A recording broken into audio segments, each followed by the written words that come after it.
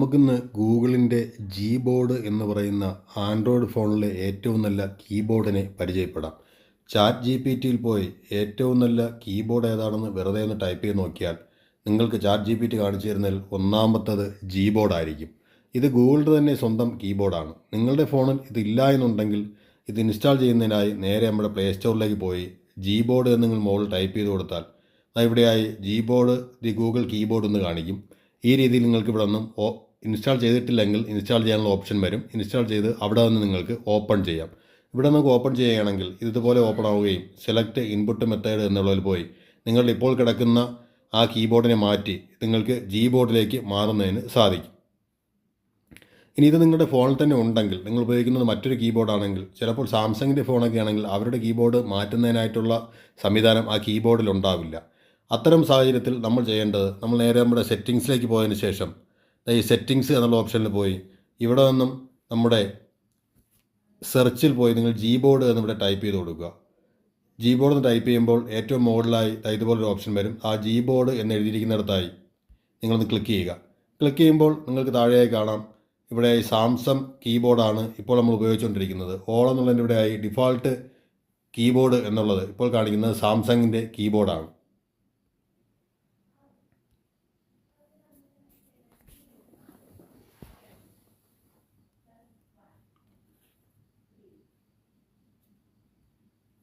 അപ്പോൾ ഈ Samsung keyboard എന്ന് കാണിക്കുന്നതിനെ നമ്മളിവിടെ ഒന്ന് പ്രസ് ചെയ്ത് കഴിഞ്ഞാൽ ഇവിടെ ഒന്ന് പ്രസ് ചെയ്ത് നമുക്കിതിനെ മാറ്റുവാൻ സാധിക്കും.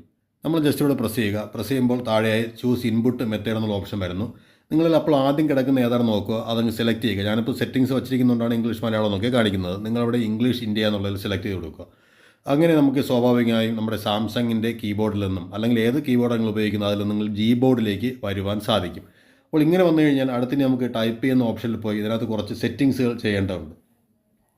അതിന് നമ്മൾ നേരെ ഇപ്പോൾ ടൈപ്പ് ചെയ്യാൻ ജസ്റ്റ് ഞാൻ ടൈപ്പ് ചെയ്യുന്ന ഒരു ഓപ്ഷനിലേക്ക് നമ്മളെ കീബോർഡ് ഇവിടെ വന്നിരിക്കുന്നതായി കാണാം. താഴെ നമുക്ക് ആ ജി ബോർഡ് എന്നുള്ള ഗൂഗിളിൻ്റെ ആ ഒരു കീബോർഡ് വന്നിട്ടുണ്ട്. ഇതിലാദ്യം നമുക്ക് ചെയ്യേണ്ടത് നമ്മുടെ ലാംഗ്വേജുകൾ സെറ്റ് ചെയ്യുക എന്നുള്ളതാണ്.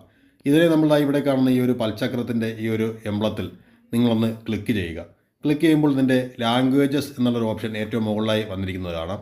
ഈ ലാംഗ്വേജസിൽ നിങ്ങൾ ക്ലിക്ക് ചെയ്യുക. ക്ലിക്ക് ചെയ്യുമ്പോൾ നിങ്ങൾക്ക് ഏതൊക്കെ ലാംഗ്വേജാണ് നിങ്ങൾക്ക് വേണ്ടതെന്ന് ചോദിക്കും.